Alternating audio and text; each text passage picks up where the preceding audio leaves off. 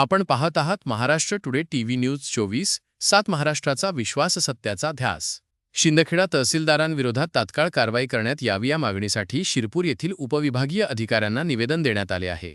आदिवासी काँग्रेसच्या वतीने मे 18 रोजी शिंदखेडा तहसील कार्यालयासमोर भव्य धरणे आंदोलन करण्यात येणार असल्याचा इशारा जिल्हाध्यक्ष दीपक दशरथ अहिरे यांनी दिला आहे।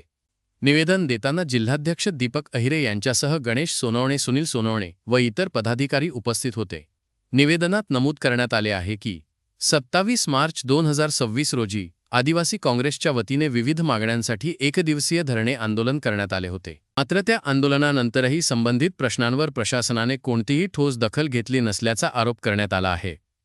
आदिवासी काँग्रेसने उपस्थित केलेल्या प्रमुख मागण्या पुढीलप्रमाणे आहेत। नरडाणा गावातील नदीकाठावरील अतिक्रमण हटविण्याबाबत मागील 8 ते 10 वर्षांपासून पाठपुरावा सुरू असूनही अद्याप कारवाई झालेली नाही।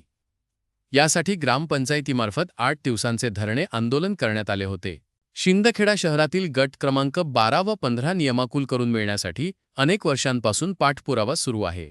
मात्र तहसील प्रशासन व नगरपंचायतीने या प्रश्नाकडे दुर्लक्ष केल्याचा आरोप करण्यात आला।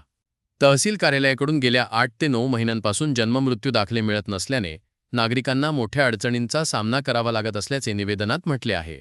या सर्व प्रकरणांची चौकशी करून संबंधितांवर तात्काळ कारवाई करावी, अन्यथा मे 18 रोजी शिंदखेडा तहसील कार्यालयावर भव्य आंदोलन करण्यात येईल असा इशारा आदिवासी काँग्रेसच्या वतीने देण्यात आला आहे।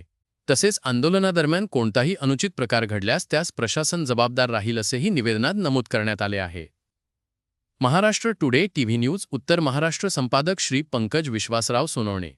महाराष्ट्र टुडे टीव्ही न्यूज 24/7 महाराष्ट्रातील ताज्या, वेगवान आणि विश्वासार्ह बातम्यांसाठी आजच आमच्या चॅनलला भेट द्या।